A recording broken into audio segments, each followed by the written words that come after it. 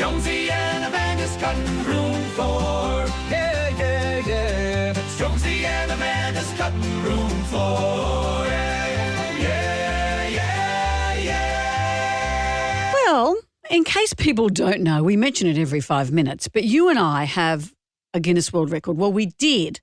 Actually, we should get a Guinness World Record for the shortest lived Guinness World Record. Yeah, that was our underwater diving broadcasting record. Yeah, and then about a week later, someone else beat us to a renewed record. Yeah. We did our radio show underwater in a shark tank at the aquarium. Yeah, which is surrounded by sharks. Yeah. For 3.5 hours. Yeah. I had to urinate inside the tank because we didn't have a chance to get out. And they said, just go. Why did you urinate outside the tank? I got used to it. So as world record holders, I thought we are people who can bring you some information about the latest world record But we got two. We got the biggest yum cha in the world. Most people eating yum cha at one time. You know what was so weirdly exhausting about that is all that was required was that you had to turn up and eat 2 out of 3 dumplings. That was it. And people had to sit down and eat 2 out of 3 dumplings. That's all you had to do. We almost didn't make the world record. Thousands and thousands of people were there, but people didn't sit down and people only ate 1 dumpling. And you come on. How hard is this? And they were very yummy dumplings. I know. Well, I've got a list here of the 5 weirdest and wildest stunts. Oh, here we go. Crowned by Guinness so far this year. Rightio. What about this? The heaviest single repetition weighted pull-up in a wheelchair. Okay. It's a narrow genre, but this guy, Adnan Al-Mulsi Al-Famili, he's 25 from Syria. He lifted 71.8 pounds, which is 32 kilos, while seated in his wheelchair. Whoa. So that was his weight and the wheelchair, or did he have extra weights? He pushed that. The picture makes it look like he's doing it hanging up, but he's lying down, I imagine, and pushing up a dumbbell. Yep. I think that's what's happening, don't you? Don't get emotional about it. It's a big deal. What's the equivalent of 32 kilos? Is that a fridge? 32 kilos would be a small fridge. Well, he's lifting a small fridge. That's pretty impressive. That's extraordinary. The largest collection of squishmallows. What's a squishmallow? It's like a small stuffed toy. Like they look like little Pokemon shapes. Yep. They're probably the size of a bread basket. Okay. Like really small fridge. Like a small bread box. A small bread box. And they're squishy and they've got little squishy different colours and shapes and things. They're called squishmallows. This woman from Illinois, she's 27, has a collection of 1,528. She's earned the title of the largest collection owner of squishmallows in the world.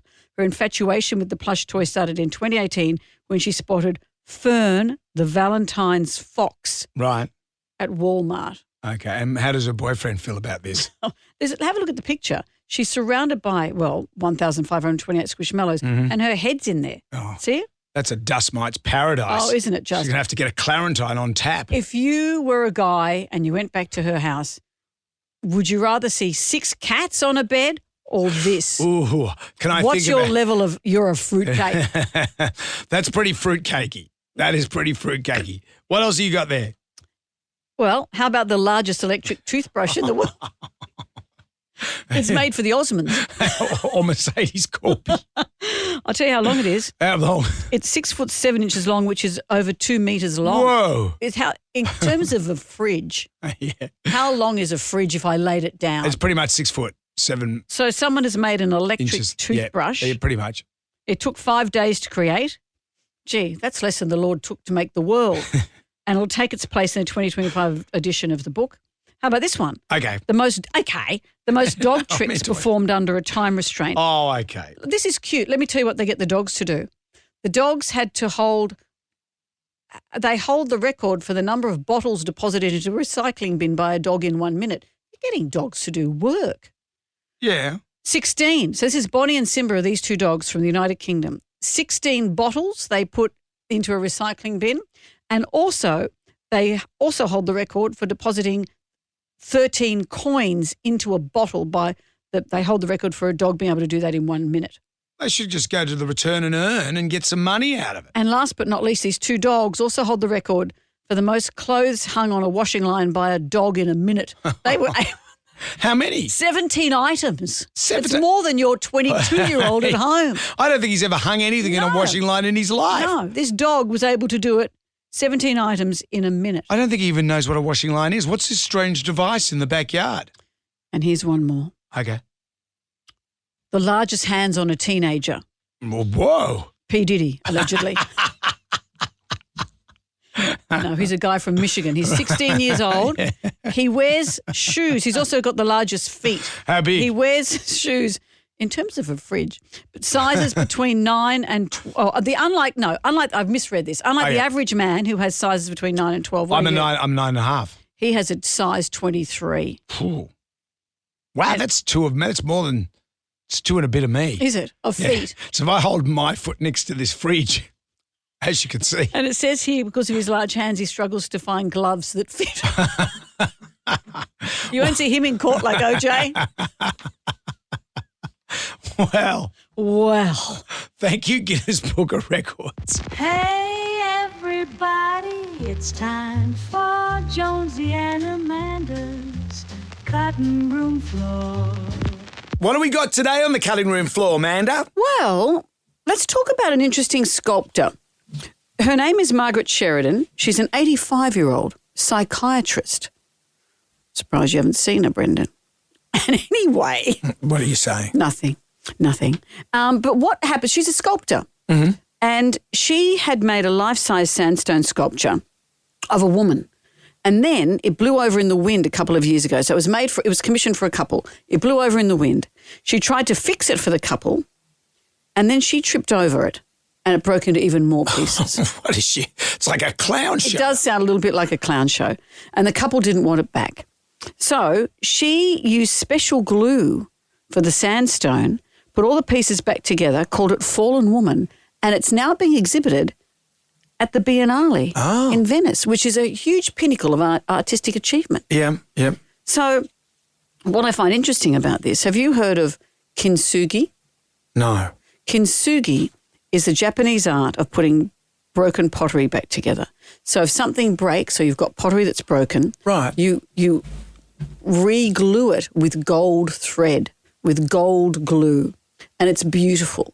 But not only does it look beautiful, it's the concept behind it that's so lovely, because it's a metaphor for embracing your flaws and your imperfections. And rather than discarding something that's not perfect, it's leaning into its imperfections and creating something incredible with it. Right.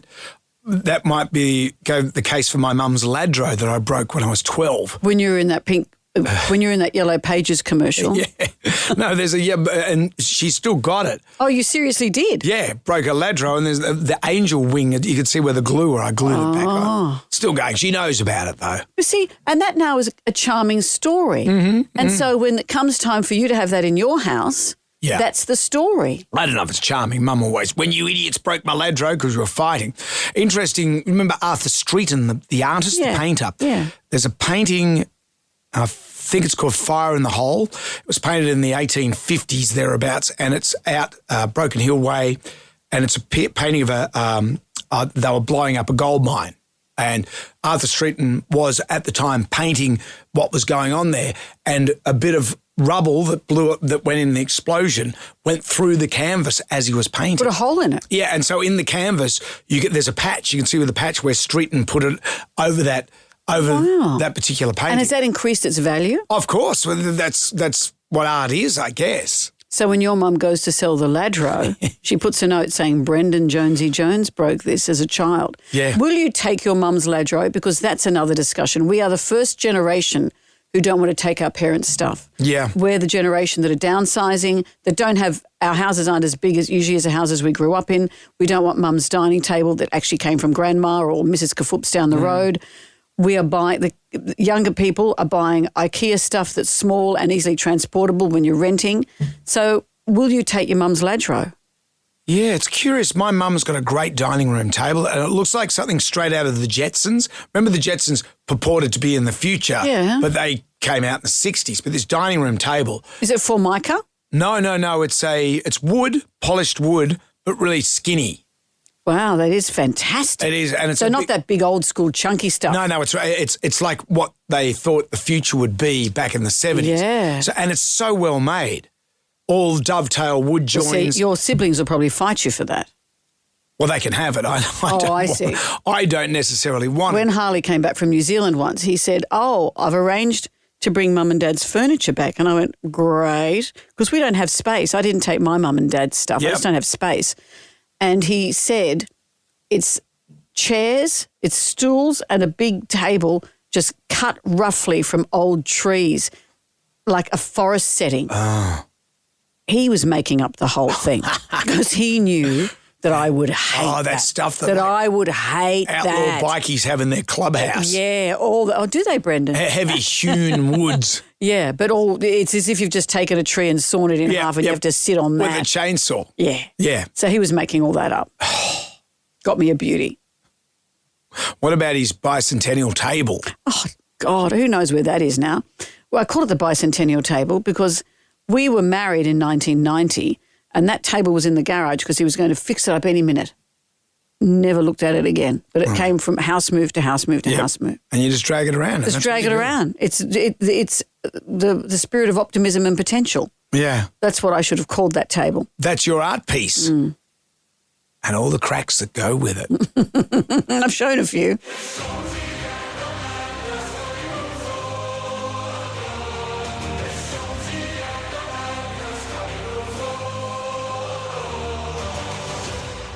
Are you ready for more? What's found its way on the cutting room floor today, Amanda? Do you remember the Tamagotchi? Oh, do I remember the Tamagotchi? Were your kids into it? Yeah, my daughter was into it.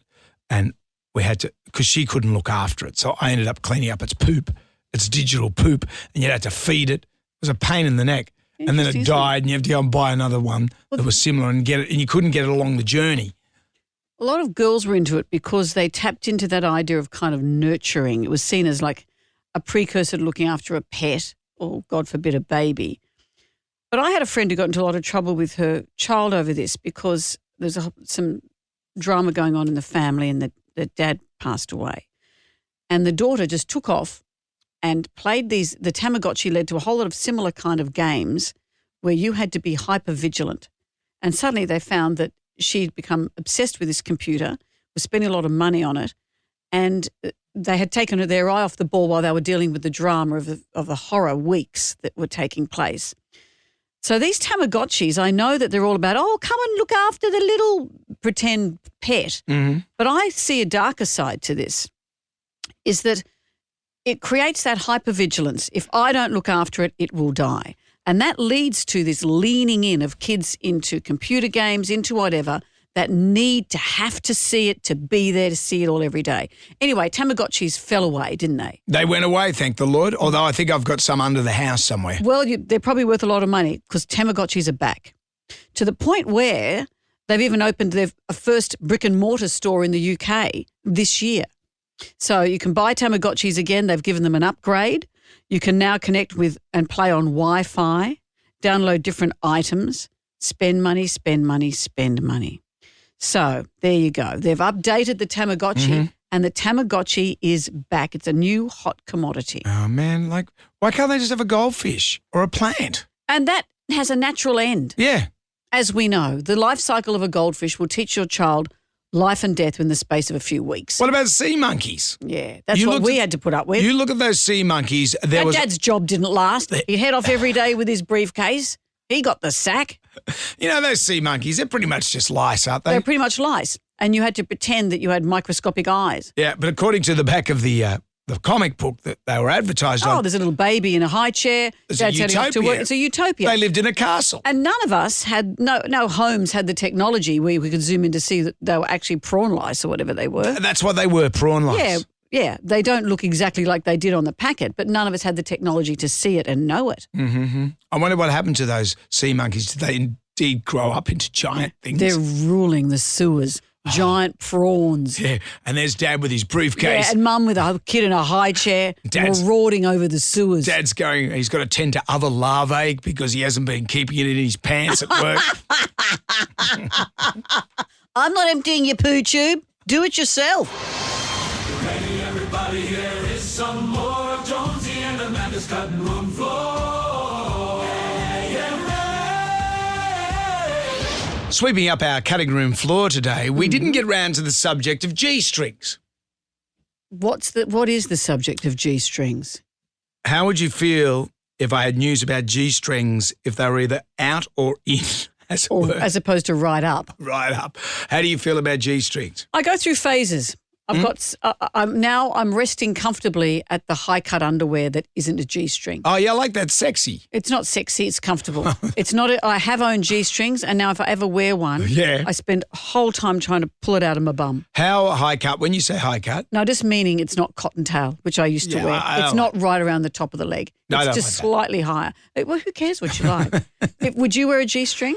I have worn a G-string. Yeah, I wore it in stage. I wore it in the real full Monty. But But that only lasted a second for you to pull it off. I know. I had to wear it throughout rehearsal. I had to dance in it fully clothed, and you know what I found? It was more comfortable than I would have imagined. It was a tailor. With it? It was a tailor-made G-string. Oh yuck! Tailor-made. What does that mean? Do they measure you how thick your bottom crack is? Yeah, they measure the whole thing. Lucky John Lennon wasn't there. Why? Remember that picture that's been doctored of him and Yoko? Where he's got a very long bum crack and she's got a really short one. And I was fascinated, but apparently it was doctored. It was doctored. Who would think to do that? I looked at the original. I will say this, John Lennon has a longer than average bum crack. Does he? Yeah. Does he? Yeah.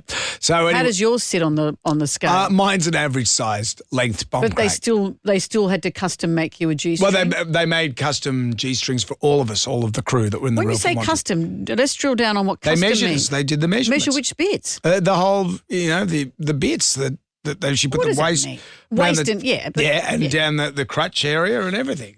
But did she measure from the top of from where the cheek meets the leg to the end of the crack?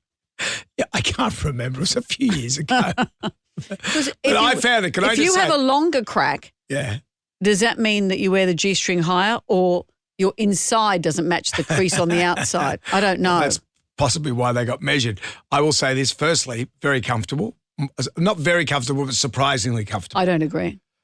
Secondly, that whole long bum crack thing, because the ladies, the trend now is, and this is the news, the G-banger trend is back to stay, because on the catwalks of around the world, models are now wearing high-cut G-strings, and you can actually see the whole action. So the G-string, it's like Kath and Kim. Yeah. The G-string sits higher than your pants. Yep, Kim was ahead of her time. Well, there's only 2% of the population, not even 2.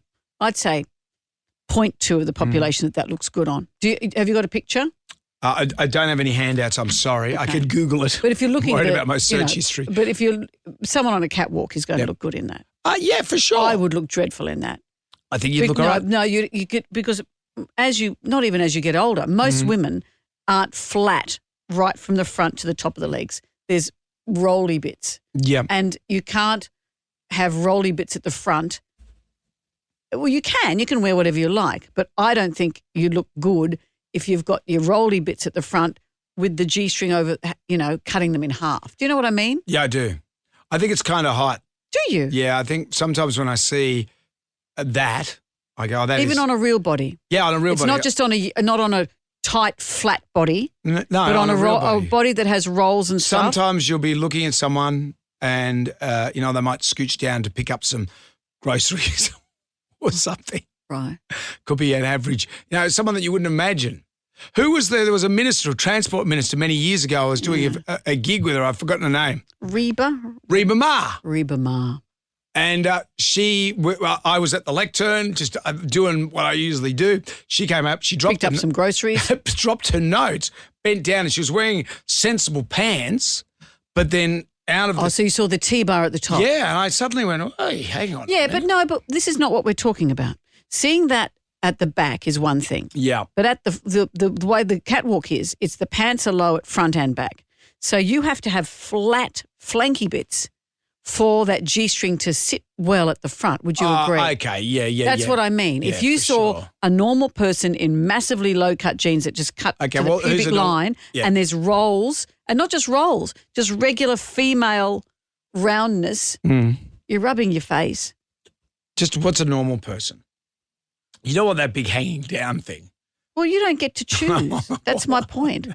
It only looks good on certain people that don't have the big dewlap. Is that the word you're looking for? Yeah. The apron of skin at the front. Oh, Apron of fat. we were just getting into sexy town. I was trying to bring you out. I'm going to get a cold spoon out. It's like when I went to Sexpo and I walked into Sexpo around for work purposes, just to see what goes on there. Walked around the whole displays, moderately aroused, and just when I'm leaving, they funnel you through the vasectomy tent where you're watching on video people getting vasectomy. Yeah, you were the only one that was funneled that way because you're the only person who was inappropriate. And Dave Grohl, he wishes. Anyway, the trend is back. Good. Yeah, everybody, it's time for Jonesy and Amanda's cutting room floor. Hey, everybody, it's time for Jonesy and Amanda's cutting room floor. It's the cutting room floor. Yeah. It's Jonesy and Amanda's cutting room floor. Yeah. Something that's fallen on the cutting room floor, and I must say it's remiss of us not even to mention it, because quite frankly, I was just in it for the Telegraph's headlines alone on the Gareth Ward situation. Let's bring up to speed with who Gareth Ward is. He is a New South Wales politician. Yep.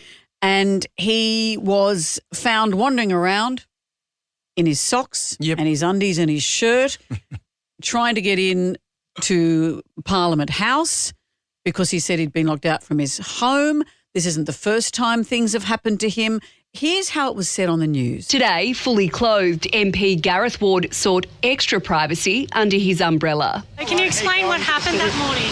In a text message, he says he locked himself out of his apartment in the early hours of Sunday, July 21 and jogged 8 minutes to his workplace for his spare key. A long walk from Potts Point, I believe. It's not quite next door. Would never have happened in my day. This is not the first time he's been caught underdressed. 4 years ago, the then Families Minister was found sleepwalking naked by police twice, claiming he'd had a general anaesthetic that day. Also the subject of a massage scandal in New York in 2017. Ward denies that he ordered a special massage and says he was the victim of a blackmail scam. Suspended from Parliament in 2022 after being charged with historical sex offences. Are there any questions? Special massage. Weirdly, he was voted back in last year as an independent.